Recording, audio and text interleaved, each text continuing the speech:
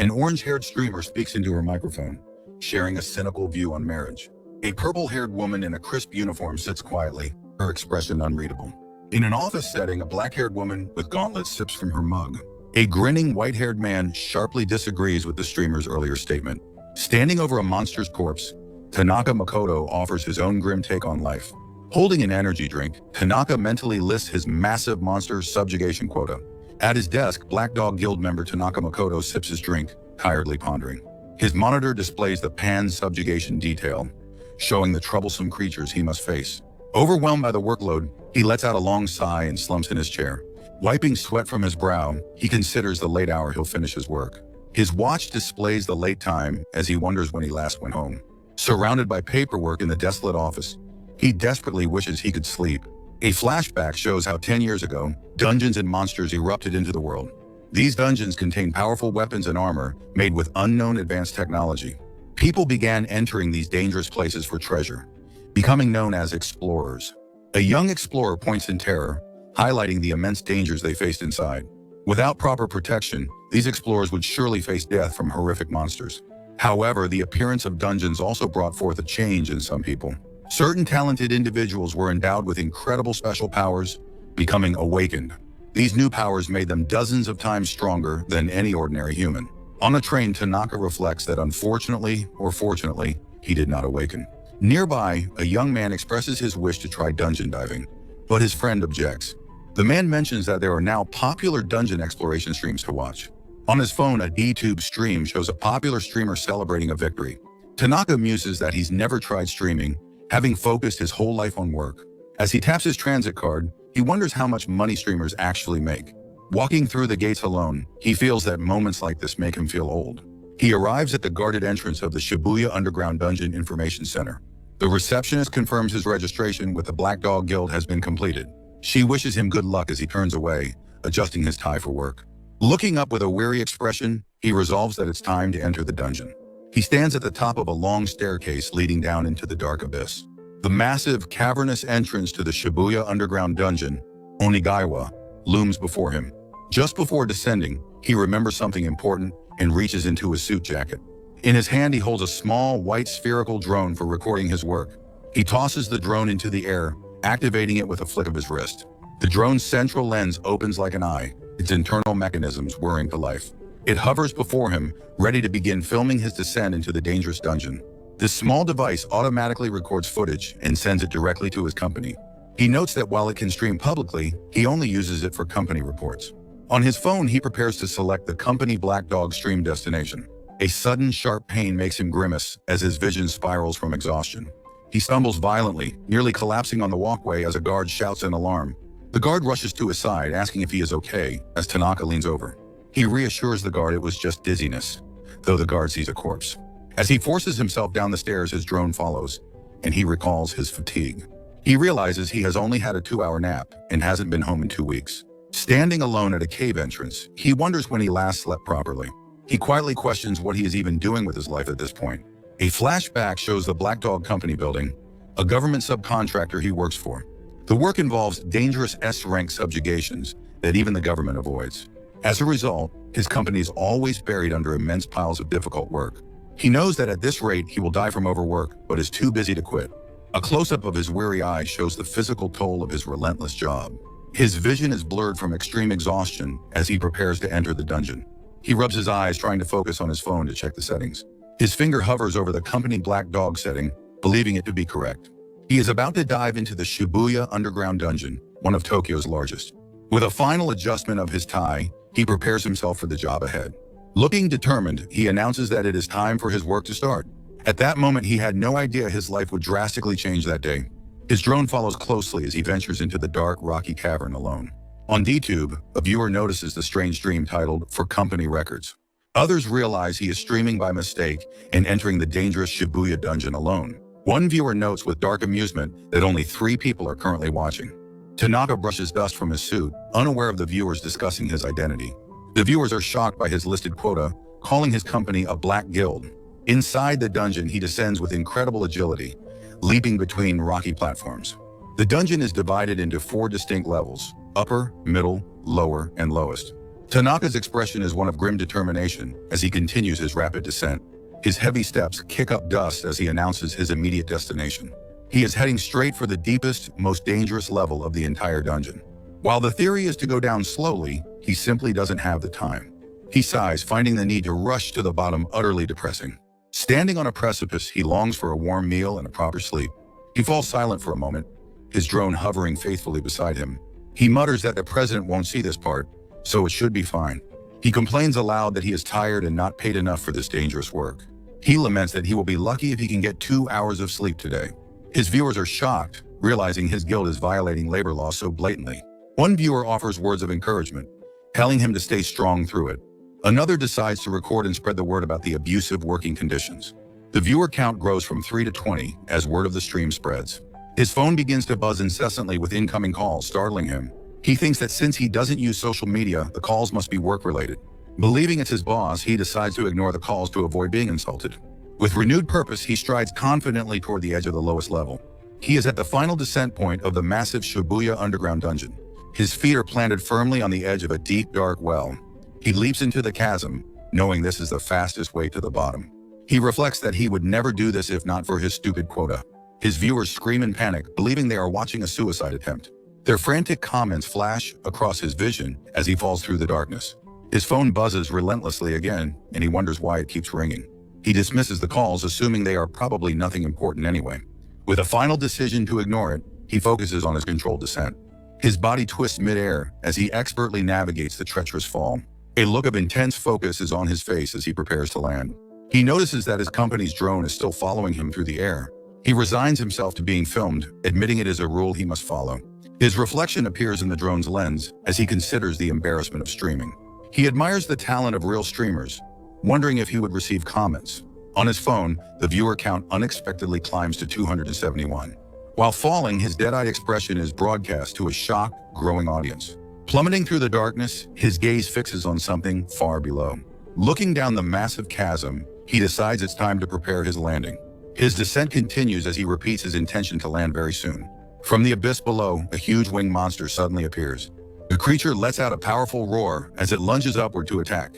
A full view reveals the aggressive, fanged wyvern in mid-flight. Viewers cry out in alarm, identifying the monster as a dangerous wyvern. Staring at its maw, the audience is certain his demise is imminent. Mid-air, he identifies the red wyvern, assuming it sees him as food. The beast's powerful jaws snap shut with terrifying, immense force.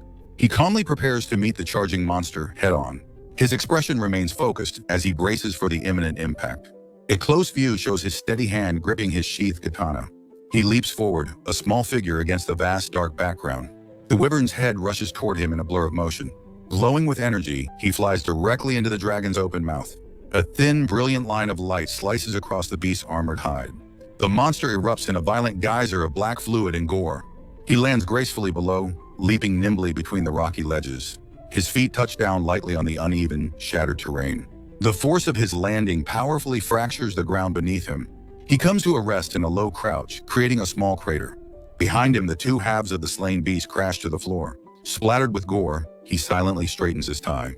Taking a deep breath, he expresses his satisfaction with the nice landing. He notes his numb legs while viewers react with utter confusion. The audience is informed that the viewer count has surpassed 50,000. A comment notes that his stream is spreading rapidly across social media. His phone buzzes relentlessly, and he wonders who is calling him. From the shadows ahead, a low and menacing growl echoes. He prepares for the next battle with a weary, unimpressed look. Ahead of him stands a group of hulking, monstrous trolls. The view widens, revealing a vast horde of varied monsters. A title card announces the chapter, showing him in the dungeon's lowest level. He stands before the monster army, calmly acknowledging the immense danger. He begins to mentally catalog the enemies, starting with the trolls. His eyes identify the muscular, horned minotaurs among the horde. He then notes the presence of the sinister, reptilian basilisks. His gaze settles on the formidable, fully armored death knights. His tired eyes continue to scan the monstrous army for the final threat. He sighs, seeing the tyrant dragon he must fight to meet his quota. His hand rests on his katana, its scabbard clearly inscribed with his name. Drawing his blade, he announces that it is finally time to work. He dashes fearlessly toward the group of monstrous trolls. One of the hulking creatures lets out a deep, guttural roar. He leaps directly into the middle of the attacking monsters. He recalls that fighting trolls was much harder the first time. In a single fluid motion, He executes a devastating spinning slash. He explains their simple weakness. Cutting their necks will stop them. The headless bodies collapse as he dismisses them as weak monsters. His viewers express shock at him defeating A-rank monsters so easily. The online chat fills with disbelief, some claiming the video is edited. An expression of pure, unadulterated annoyance crosses his face. He shouts in frustration about being pestered while he is at work. He stomps forward angrily, causing the very ground to shake. A massive frog-like basilisk suddenly looms menacingly before him. The monster's large eye swirls with a dangerous, hypnotic pattern. His own eye widens in genuine surprise at the unexpected threat. A viewer cries out, having never seen a live basilisk before. The chat discusses the monster's rarity, noting it lives in the lowest level. An announcement confirms the viewer count has surpassed 5 million. The basilisk's throat swells as it prepares a deadly breath attack. He recognizes its petrifying breath as an instant game over for him. As a solo diver, he knows he has no companions to heal him. He understands he must defeat it before it can unleash its attack. The creature's jaws open wide, ready to spew its deadly power. His eyes narrow with intense focus as he prepares to make his move. Shouting, he dashes forward as the monster strikes with its tongue. The basilisk roars in agony as its long tongue is cleanly severed. He calmly sheathes his sword while the massive beast collapses in defeat. His drone hovers nearby as he begins to reveal a secret tactic. He explains the tongue is its weak spot, but a miss would be fatal. A persistent buzzing sound immediately distracts him from his victory. He complains that the buzzing continued even during his last fight.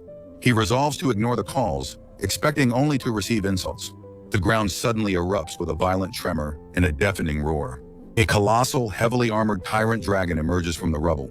He identifies the new monster as a proud and formidable S-rank threat. A close-up reveals the dragon's menacing and intelligent slitted eye.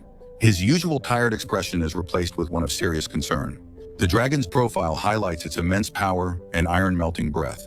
The viewers panic, begging him to run away from the impossible foe. The dragon opens its massive, tooth-filled jaws as wide as possible.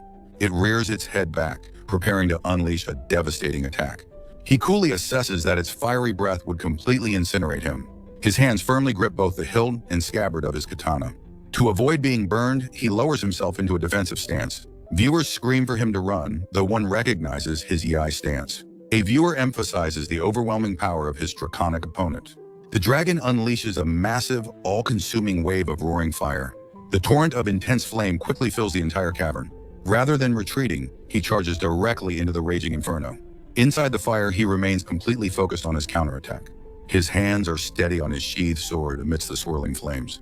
With incredible, blinding speed, he prepares to draw his blade.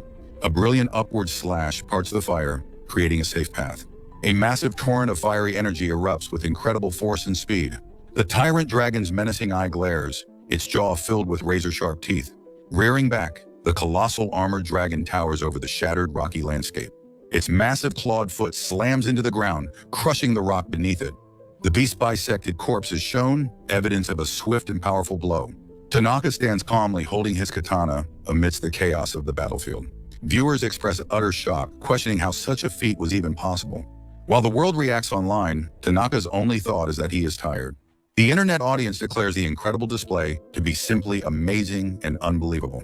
Tanaka lets out an internal growl of annoyance, his expression weary and irritated. He now faces the two remaining monsters, a minotaur and an armored knight. He observes that with the tyrant dragon boss defeated, they've lost their will. He reasons that fighting them is pointless since he has met his quota. With a decisive click, he sheaths his katana, the name Tanaka visible. He nonchalantly tells the remaining monsters that he is letting them go. The minotaur and knight waste no time, turning and fleeing into the distance. He sighs, relieved to finish early, planning to collect materials and go home. Reluctantly, he decides to pull out his phone to double-check something first. His phone screen displays an overwhelming number of unread notifications, totaling 9,999. With a soft click, he begins to unlock his phone to investigate. He stares at the screen, the time showing 23:23 in the notification count.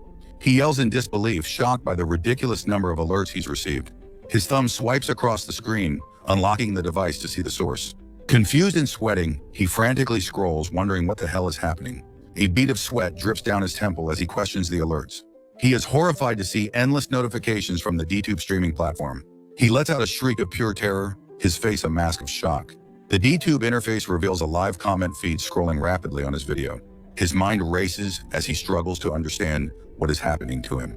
He frantically recalls setting the stream to company only, his face twisted in panic. A pop-up cruelly confirms the truth. The stream was set to public. The horrifying realization that he missed the setting washes over his pale face. He stares at his drone, realizing his actions have been streamed nationwide. A sliver of desperate hope surfaces that his stream didn't get many views. He struggles to process the massive number displayed on his phone's viewer count. His jaw hangs open in utter disbelief and shock at the staggering figure. His hand trembles as he holds the phone displaying the impossible number. He stammers in his thoughts, confirming the viewer count is over 100 million. He collapses to his knees, utterly defeated by the weight of the revelation. He sits alone, contemplating how the views surpassed even famous streamers' records. The live chat celebrates his amazing performance with festive emojis and comments. Viewers praise his coolness and mock his "work starts" line, asking for his name. He is bombarded with trending alerts, guild invitations, and questions about his strength. He realizes that nothing he says now can possibly calm the situation down. His only thought is that he will definitely be writing a report about this. The next day, a new chapter begins, announcing Tanaka's intention to retire. In his apartment, he hides under a blanket, huddled on the sofa. Trembling, he stares at his phone, moaning that he's become a hot topic. His hand shakes as he holds the phone, overwhelmed by his sudden fame. News headlines confirm his viral status, mentioning his feat in his guild's investigation. The DTube video itself shows staggering numbers of views, likes, and shares. The video has nearly 10 million views, with a comment questioning his obscurity. His DTube page is filled with comments speculating about his past and future. The video thumbnail shows a glimpse of his incredible battle against the dragon. Overwhelmed, Tanaka throws his phone onto the couch, covering his face in despair. He wonders if this is a buzz, lamenting his unfamiliarity with internet culture. He questions why his solo dive into the lowest level is such a big deal. He reflects that he only dives solo and is therefore out of touch. A flashback shows him fighting a giant snake, not knowing other explorers' levels. He recalls starting to dive as a child, thinking he was strong but not famous. He closes his eyes, trying to pinpoint the reason for all the fuss. He concludes it's because his mundane salaryman appearance contrasts with his power. Having an epiphany, he realizes this contrast is what's making everyone excited. His phone on the coffee table suddenly begins to ring, interrupting his thoughts. The device vibrates violently, startling him completely from his seat on the couch. He lets out a shocked yell as he is thrown backwards by the surprise. He lands hard on the floor, having been launched over the back of the sofa. He reasons that he already disconnected from DTube, so there should be no notifications. He gets back up, still shaken from the sudden noise and fall. He picks up the phone, wondering with annoyance what it could be this time. The screen shows an incoming call from his friend, Adachi, buzzing insistently. He remembers Adachi as an old friend he'd lost touch with due to work. He correctly assumes the call is about yesterday's incident and dreads talking about it. Resigned, he acknowledges that Adachi is the only one he can talk to. He answers the call with a tired, hesitant greeting, holding the phone to his ear. Adachi's cheerful, booming voice calls out his name from the other end. His friend laughs, saying he saw the video and asks how he's feeling. Adachi is left confused after Tanaka silently hangs up on him mid-sentence. Tanaka places his phone down, determined to ignore his friend and get ready. He stretches, trying to psych himself up to go back to his job. The phone immediately begins buzzing again, refusing to be ignored by Tanaka. Defeated, he slumps over with a sigh, realizing he can't escape the conversation. He picks up the phone again, curtly asking Adachi what he wants. Adachi holds back a laugh, promising not to tease him if he doesn't hang up. Tanaka threatens to hang up again, annoyed by his friend's lighthearted tone. Adachi quickly apologizes, swearing not to tease him, and Tanaka begrudgingly accepts. He admits to himself that he needs Adachi's wisdom and can't afford to hang up. A flashback shows a popular Adachi contrasting with Tanaka, who needs his social savvy. Adachi compliments him, noting his strength seems to have improved even more. Tanaka cuts him off, stating he doesn't need flattery and asks for advice. Adachi poses a crucial question, asking what Tanaka himself truly wants to do. Tanaka says he wants to delete the videos, but Adachi laughs, saying it's impossible. His friend explains that clips of his skills have been shared hundreds of times. The videos have already been translated and are spreading overseas with dramatic titles. Tanaka is horrified, realizing the situation has spiraled completely out of his control. He gives up on deleting the videos and asks how to control the situation. Adachi questions why he'd throw away this incredible chance at fame and fortune. Tanaka yells that he's just a salaryman and fame will only bring trouble. He clutches his stomach in pain, noting his body is weak against stress. Adachi bluntly tells him that he has become a complete corporate slave. On the phone, Tanaka listens intently to the voice on the other end. He is stunned by the blunt suggestion that he should just quit his job. His friend notes his exhaustion, certain he is being overworked by Suda for little pay. The name Suda triggers a thought. He is the president of Tanaka's company. A memory surfaces of them as carefree childhood friends playing together in the woods. Tanaka explains his sense of obligation, but Adachi recalls it's about a past loan. Adachi insists the debt is paid, urging him to finally start living for himself. The radical concept of living for his own sake leaves Tanaka utterly bewildered. He realizes he has been too consumed by work to ever consider his own life. Looking at his hand, he questions if he has even permitted such personal freedom. Adachi correctly guesses Suda threatened him with unemployment, which Tanaka confirms was the case. Dismissing the corrupt president's words, Adachi assures him many guilds would hire him. He rejects the freelance option, citing the difficulty of earning money that way. Dungeon items must be converted to a special currency before they can become yen. He continues his phone call, looking weary as he considers his limited options. He explains that only companies, not individuals, typically hold the necessary conversion license. Adachi agrees the system is tedious but necessary to protect the global economy's stability. This economic regulation, he adds, is a standard practice in most other countries. Adachi clarifies his point, suggesting a different path, becoming a dungeon streamer. Tanaka repeats the term, and his friend confirms this is his serious recommendation. Streamers broadcast their dungeon dives, earning money without needing any special qualifications. He knows famous streamers make money but doubts if he has what it takes. Adachi's voice offers unwavering support, promising to help him if he decides to try. A look of newfound determination appears in his eye as he considers the possibility. Tanaka reflects on his friend's reliability and expertise in the Explorer support industry. Feeling reassured, he tells Adachi that he is counting on his promised help. His friend responds with a bright, enthusiastic laugh, happy to have convinced him. Adachi admits he still finds it hard to imagine Tanaka actually leaving his job. The weight of the word unemployed makes Tanaka hesitate, feeling the pressure. Adachi prepares to make a surprising, heartfelt confession to his doubtful friend. He reveals that he has actually admired Tanaka for a very long time. Tanaka is surprised, but Adachi clarifies he always admired the work of explorers. Seeing Tanaka's incredible strength convinced him that he didn't need to be a fighter. Touched by the confession, Tanaka can only manage to say his friend's name. This inspired him to enter the support industry, hoping to one day help someone. Oblivious to the implication, Tanaka wonders who this mysterious person could possibly be. Adachi playfully teases him, commenting on how he has always been a bit slow. He wryly dismisses Adachi's joke offer to hire him as a company waiter. Adachi reminds him of his strength, certain he won't lose to a bully like Suda. Thanking his friend, he ends the call and walks towards his company's office. A close look at his watch shows the time is just before 8 a.m. He sits down at his desk, preparing himself for the inevitable confrontation ahead. The office door is violently thrown open as several figures stride into the room. A close-up reveals the furious, snarling mouth of his approaching boss, Suda. Suda looms over his desk from a tilted angle, his presence immediately dominating the space. Despite the threat, Tanaka maintains a calm and resolute expression, ready for what's next. Suda stands in the doorway with his subordinates, menacingly drawing out Tanaka's name. With a crazed grin, he warns Tanaka to be prepared for what is coming. The confrontation is set, signaling the beginning of Tanaka's dramatic retirement from the company. Suda begins his tirade, screaming at Tanaka to acknowledge the gravity of his actions. He looks down, clutching his stomach as the verbal assault continues with a taunt. The sheer stress of his boss's voice makes his stomach churn in physical pain. He takes a breath, thankful that his talk with Adachi gave him mental clarity. Without that prior encouragement, he admits he might have already surrendered to the pressure. Suda's mouth is a wide cavern as he begins to blame the stream's fallout. He furiously shouts that the company's reputation is ruined and demands to know how. One of his subordinates adds that the other employees will be arriving soon. Suda points down at Tanaka, warning him to be prepared for a public humiliation.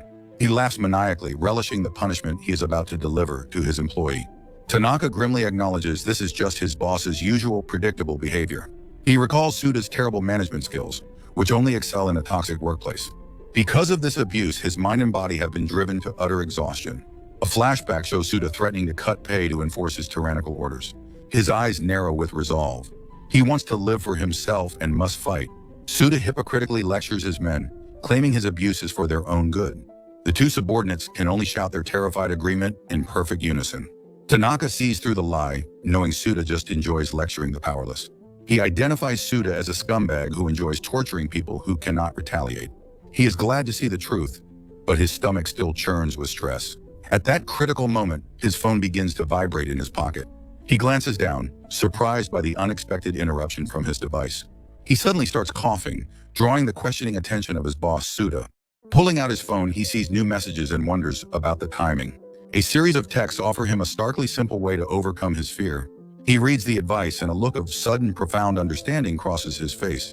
Covering his mouth, he apologizes to Suda for the coughing interruption. Suda laughs cruelly, asking if he expects to be forgiven for feigning illness.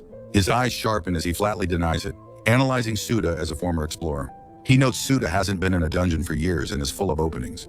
With his analysis complete, Tanaka explodes from his seat, lunging directly at Suda. Suda's eye widens in pure shock at the sudden, unexpected act of aggression. A close-up highlights Tanaka's clenched fist as it speeds towards its intended target.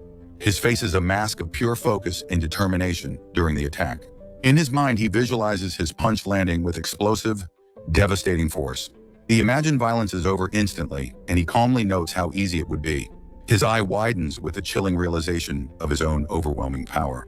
He compares his boss to a tyrant dragon and finds Suda far less frightening. He understands his fear was never of Suda, but of being forced to quit. With nothing left to fear, he clenches his fist, ready to finally act. The rest of the employees burst in, bowing and apologizing for their tardiness. Suda immediately turns on them, screaming furiously about what time it is. He laughs, deciding to deal with their pay cuts after his main business. Turning back to Tanaka, he menacingly asks if they should begin the shaming. He commands Tanaka to confess his wrongdoing in front of all his colleagues. He screams at him to make his confession clear for everyone else to hear. Tanaka recognizes this as the beginning of Suda's typical abusive power play. First, he forces a confession to instill guilt, then interrupts to take control. This tactic always leaves the employee too intimidated to say anything in their defense. He acknowledges that any other time, he would have been just as scared. But today, he calmly admits his mistake, accepting fault and taking control. President Suda's face twists into a wide, manic grin of pure confidence. Leaning in, he smugly asserts that Tanaka's actions were extremely wrong. He aggressively demands to know how Tanaka will possibly compensate him now. Tanaka's expression hardens. He internally resolves that today will be different. With a weary look, he states the guild's bad reputation is Suda's fault. Suda freezes in disbelief, asking Tanaka to repeat what he just said. His shock turns to fury as he screams, questioning Tanaka's audacity. Losing his temper, Suda violently kicks an office desk towards Tanaka. The other guild employees watch the outburst, sweating with fear and shock. Unfazed, Tanaka points out that the guild's corrupt nature has been exposed. Suda shouts in denial, insisting his company is not a black company. He defensively boasts of paying minimum wage and giving one day off. Suda proclaims himself the one who gives work to society's unwanted scum. Tanaka mockingly suggests surveying how many people think the guild is well run. He directly accuses Suda of embezzling salaries and violating labor laws. Tanaka asks if his boss really believed no one would ever notice. Cornered, Suda makes a damning confession about his government connections. Tanaka realizes his boss is a lost cause, a man completely corrupted. The Black Dog Guild is revealed to be rotten to its very core. Witnessing this, the other employees decide they are all quitting soon. Tanaka prepares to reveal the final truth now that Suda has confessed. He calmly holds up his phone, having known his boss for years. Suda is confused by Tanaka's actions, wondering what he is doing. The truth is revealed. Suda's tirade is being broadcast on a live stream. Suda's eyes widen in horror, asking what this horrifying display is. On the stream, viewers laugh at the black quotes coming from Suda. The live chat mocks Suda, asking how he feels at this moment. Viewers declare the company bankrupt and praise Tanaka's well-thought-out plan. Tanaka glances at his phone, acknowledging the effectiveness of his plan. A small camouflage drone on the ceiling has been recording everything. Suda looks up in disbelief, realizing he was streamed without noticing. Tanaka tells him to give up, as the guild's channel is now famous. The stream's audience cheers Tanaka on, celebrating the turn of events. Viewers praise Tanaka as the star of all corporate slaves. The live chat finds Suda's reactions hilarious and reports him to authorities. Completely unhinged, Suda screams that Tanaka is an ungrateful traitor. He pulls out a grotesque knife, a highly lethal dungeon weapon. Suda knows possessing the weapon outside a dungeon is a major crime. He lunges forward, screaming Tanaka's name, ready to kill him. A close-up shows Suda's eye wide with murderous, crazed intent. The other employees scream in terror, watching the attack unfold. Tanaka maintains a calm, almost bored expression in the face of danger. As Suda attacks, Tanaka simply observes that his movements are slow. He is slower than the weakest monsters from the dungeon's lowest levels. Once a powerful explorer, Suda is now weak and completely corrupted. Tanaka calmly raises his hand in a simple chopping motion to intercept. His hand strike connects with the blade, shattering it instantly on impact. Suda screams in agony, staring at his now bleeding and injured hand. He stumbles back, groaning in pain from the powerful counterattack. Tanaka tells him that he is finished and the confrontation is over. Leaning in, Tanaka says Suda should learn a little about human pain. Suda glares back, his face twisted in rage, trying to curse Tanaka. Before he can finish, Tanaka tightens his grip on Suda's wrist. A close-up shows the immense force of Tanaka's powerful grip. With a single, effortless motion, Tanaka throws Suda across the office. Suda is sent flying backward with tremendous destructive force. He crashes through an office desk, which explodes into splinters. His colleagues watch in absolute wide-mouthed horror at the violence. Suda's momentum carries him through another desk and the office window. He lands hard outside, creating a spiderweb of cracks in the concrete. Tanaka adjusts his tie, letting out a breath, feeling much better. He notes that he went easy enough on Suda, so he wouldn't die. His co-workers, including the large man Guda, stare in disbelief. One of them can only stammer Tanaka's name as he turns to leave. From the rubble below, a battered Suda vows he will not forgive Tanaka. Tanaka observes that his former boss's corrupted spirit remains unbroken. Fueled by pride, Suda pants heavily, screaming about his humiliation. Tanaka decides not to attack again, as it might prove fatal. Suda furiously yells at his remaining employees, asking what they're doing. He commands them to kill the criminal who dared to attack him. When they hesitate, he calls them useless and singles out one employee. Suda points a trembling, accusatory finger at his subordinate. He threatens the terrified young man with a massive pay cut. Tanaka watches with a weary expression, knowing what is about to happen. Suda cruelly taunts the young man, threatening to ruin his career. He asks the subordinate if he really wants to be blacklisted. Terrified, the man can only whisper his compliance to the threat. The coerced employee walks slowly towards Tanaka, his head bowed in shame. He apologizes, promising he will only try to hold Tanaka down. With a tired expression, Tanaka tells the man to go ahead. The subordinate steels himself and prepares to lunge at Tanaka. He dives low, reaching for Tanaka's legs in a tackle attempt. Tanaka analyzes the move, noting it's a good way to subdue someone. The subordinate's hand gets close, believing he has succeeded. However, Tanaka knows the man's intentions are far too obvious. He easily sidesteps the attack, noting how slow his opponent is. Tanaka lifts his leg high, preparing to deliver a counterattack. He brings his foot down in a swift and devastating axe kick. The kick connects with a sickening crunch, smashing the man's face down. The subordinate lies unconscious as Suda watches in stunned silence. Tanaka places a hand on the back of his fallen colleague's head. He gives Suda a cold, disappointed glare from across the room. Suda snarls that the man is useless and his punishment will be severe. Tanaka reminds his boss that the entire confrontation is being streamed live. In a final desperate rage, Suda screams for Guda to attack. The massive, imposing figure of Guda steps forward with purpose. His heavy footsteps echo in the now silent, wrecked office. Tanaka watches him approach, bracing for a much tougher fight. The large A-rank explorer Guda towers over the smaller Tanaka. Tanaka recognizes Guda, knowing this opponent will be a serious challenge. Tanaka assesses the imposing figure of Guda, a formidable A-rank explorer. Having fought alongside him, Tanaka knows the full extent of Guda's abilities. He understands this man will not be defeated as easily as the last. From the background, Suda furiously screams for Guda to kill his insubordinate employee. Tanaka contemplates his next move, considering how to handle this serious new threat. The massive explorer, Guda, takes a heavy step forward, his intentions unclear. Instead of attacking, Guda offers his sincere congratulations to Tanaka for finally quitting. Completely taken by surprise, Tanaka can only stare back with a dumbfounded expression. Guda expresses his long-held belief that Tanaka deserved a much grander stage. A look of recognition dawns on Tanaka's face as he processes the compliment. He realizes his junior's quiet nature wasn't hate, while Suda sees at the betrayal. Suda screams at his subordinate, questioning why he is siding with such scum. With grim determination, Guda turns to face his enraged boss. The president's face contorts in disbelief at this open defiance. Guda loudly declares that Tanaka is his respected senior who taught him everything. He firmly states that he will not follow Suda's orders, no matter what. With a weary expression, Tanaka acknowledges the truth in Guda's assessment of their power levels. Suda is left speechless and trembling with impotent rage at this final betrayal. Tanaka humbly disagrees, thinking Guda could still put up a very good fight. His junior offers to hold off the president to allow Tanaka to escape. Surprised by the offer, Tanaka considers the proposition for a moment. Instead, he gratefully pats Guda's shoulder, deciding to handle Suda himself. The furious president can only grit his teeth, his plans completely unraveling. Tanaka reaches for the doorknob, ready to finally leave the company behind.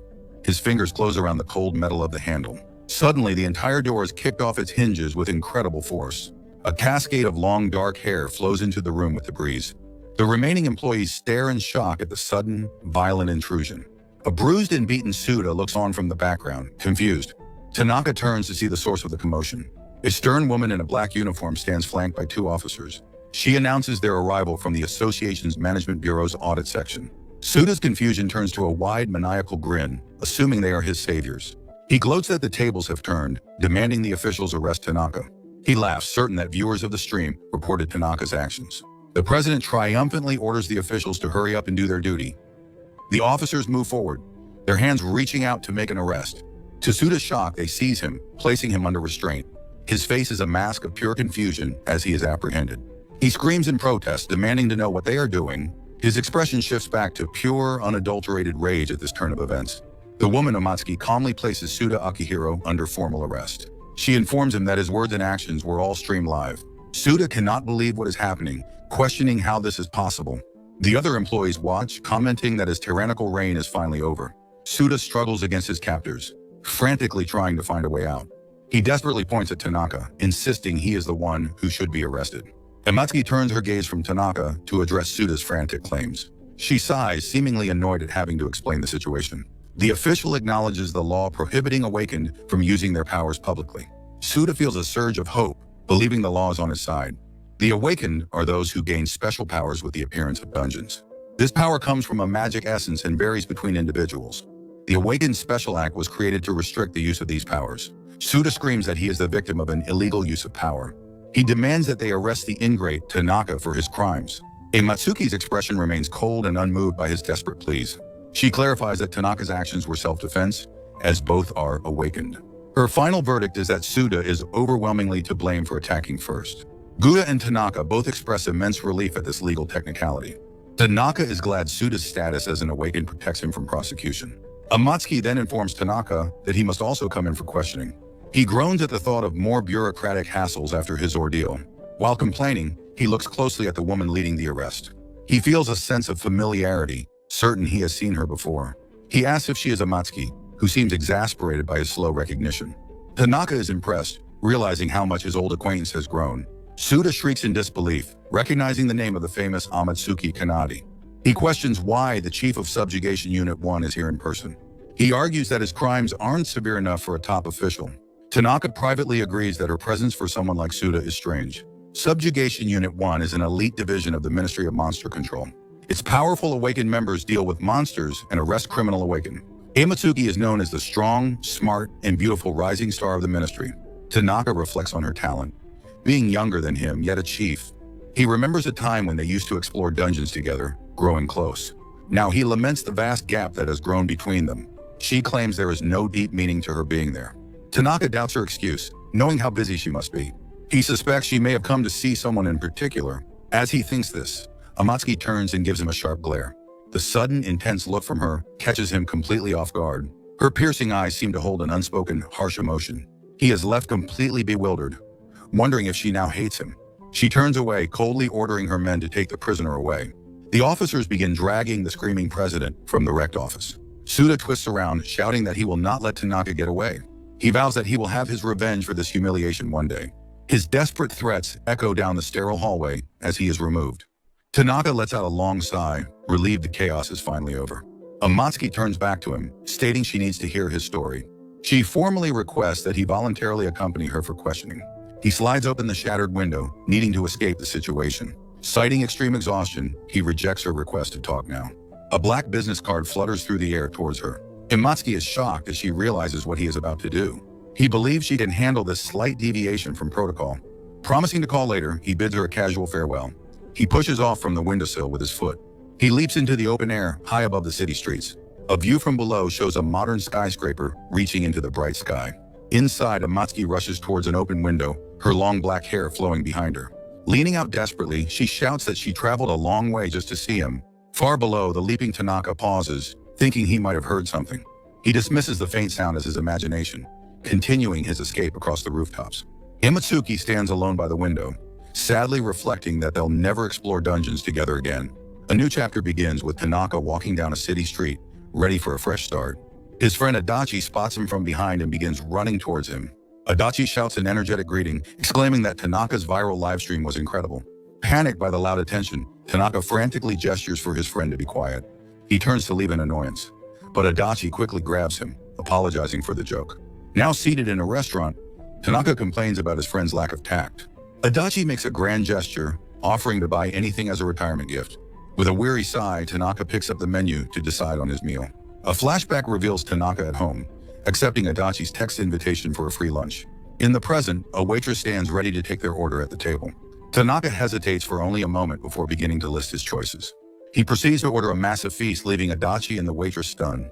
Adachi shouts in disbelief when Tanaka clarifies this is only his order for now. Slumped over in defeat, Adachi complains that the bill will drain his allowance. Tanaka smirks, teasingly suggesting his friend's wife can cover the cost. Adachi quickly recovers, remembering that active explorers require huge amounts of food. His expression softens as he takes a closer look at his friend's appearance. He remarks that Tanaka looks much healthier, and his eye circles have faded. Tanaka internally agrees, recalling he looked like a walking corpse during his corporate days. He remembers feeling near death while brushing his teeth just that morning.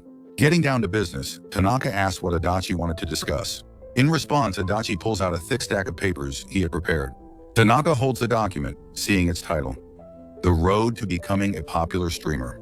He looks surprised as he begins to flip through the meticulously prepared pages. One section of the guide details how to properly manage his new online account. Another page contains charts analyzing the most popular times for streaming. He sees a graph that breaks down current trends in the streaming community.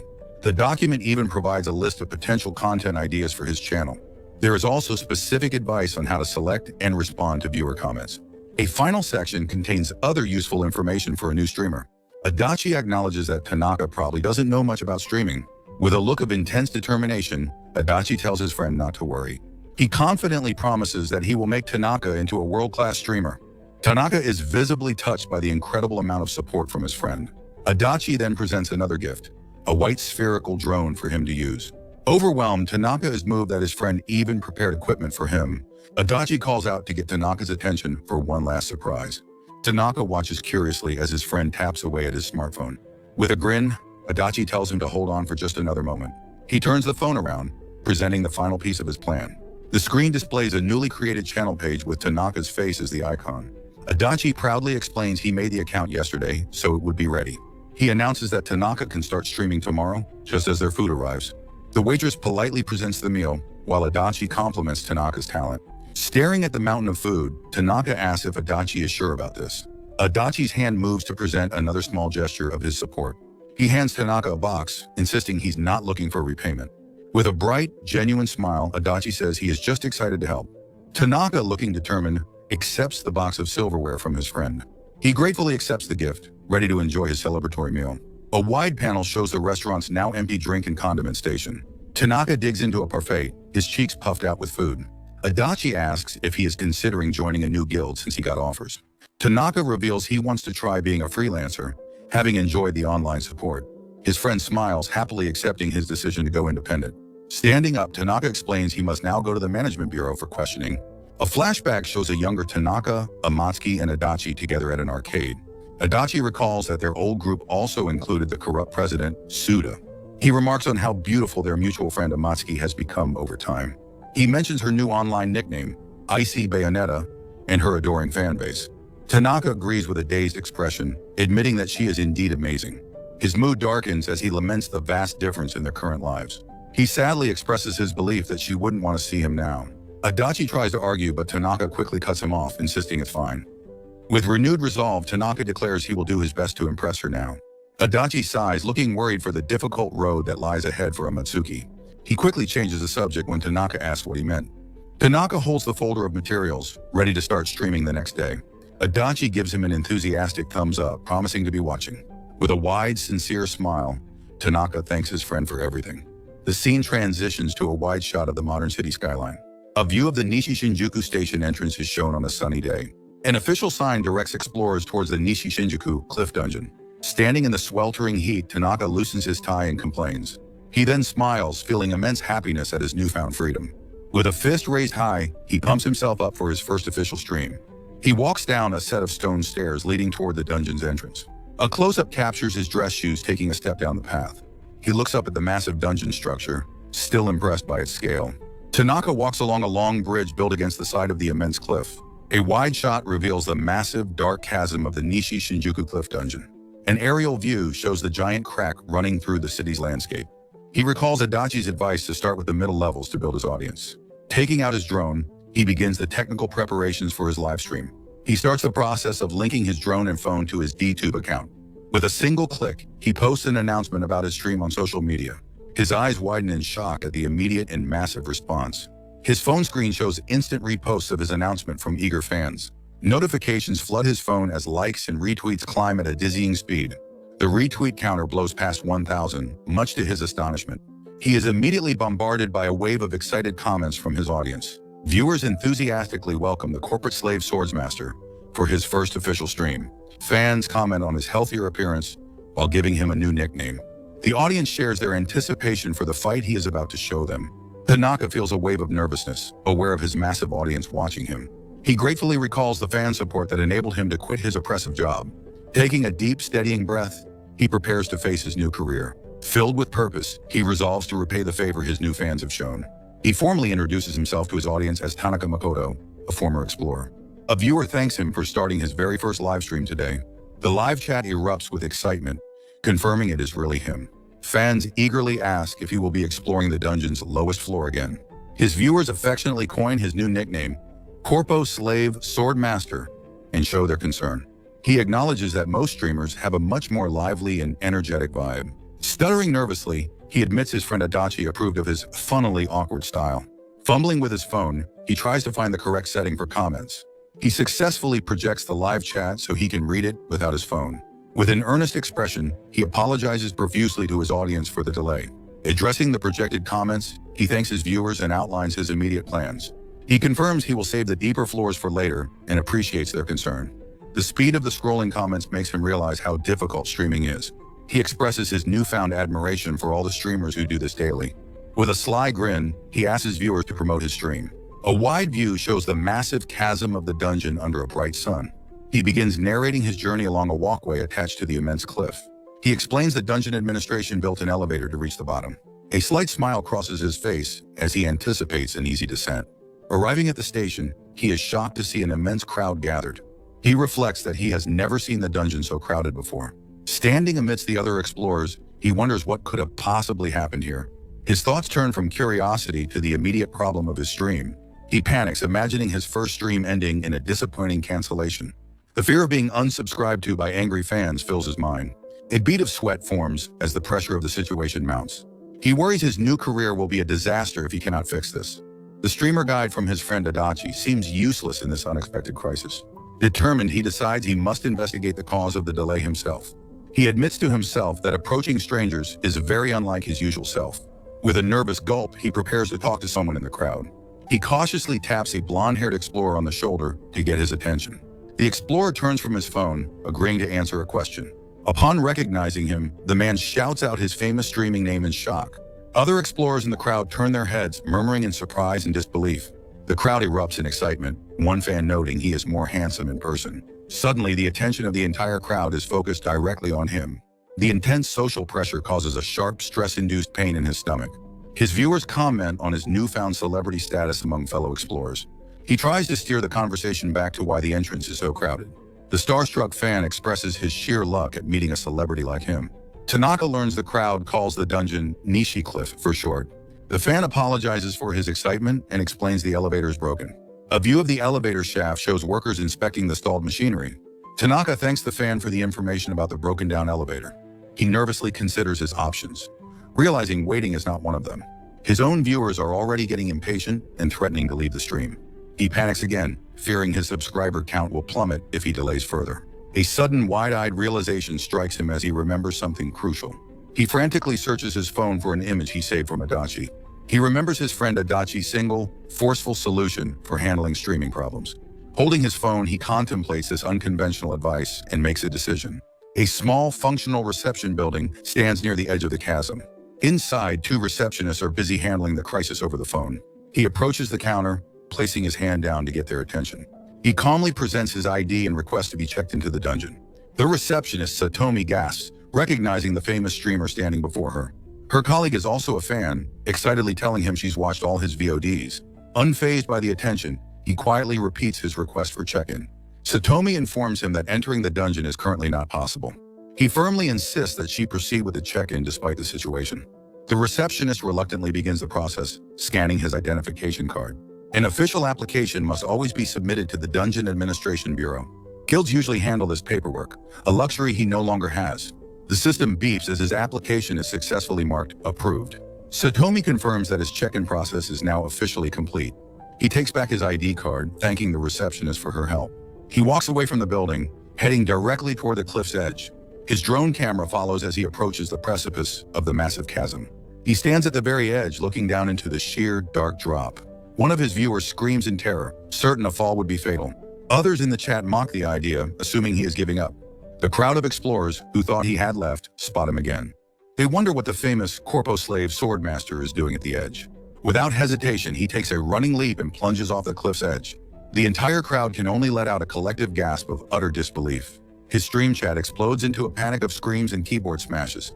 As he falls, he calmly adjusts his tie, seemingly unconcerned by the danger. He considers that he probably should have warned his audience before jumping. He justifies the stunt as necessary for the liveliness of the stream. With an expert twist, he lands on a rocky outcrop far below. A system message from his drone warns viewers about potential motion sickness. The chat is filled with viewers feeling ill and amazed by his recklessness. He concludes that despite the chaos, the jump was the right decision. With intense focus, he prepares to control the rest of his descent. He looks down into the abyss and decides it is time to slow down. His hands firmly grip his sheathed katana, preparing to use it as a tool. He wedges himself between the chasm walls, braking with immense force. The impact of his landing cracks the stone ground beneath his feet. He gracefully ricochets down the chasm, leaping from wall to wall. His feet slam into the rock faces, propelling him with controlled power. He uses his sheathed sword to push off the walls, steering his fall. His journey ends with a perfect landing, shattering the ground around him. He stands nonchalantly, brushes dust from his suit, and deems it a good landing. His viewers are left dizzy and feeling like they vicariously died from the fall. A viewer expresses their awe, wishing they could be an awakened like him. A viewer questions if any normal awakened could possibly perform such an incredible feat. An official clarification confirms that Tanaka's extraordinary abilities are completely unique to him. Tanaka politely hopes his audience enjoys the stream, which viewers find endearingly corporate. Amidst the calm, one viewer suddenly recalls the insane cliff jump he just made. The audience finds his peculiar style appealing as he approaches the dungeon entrance.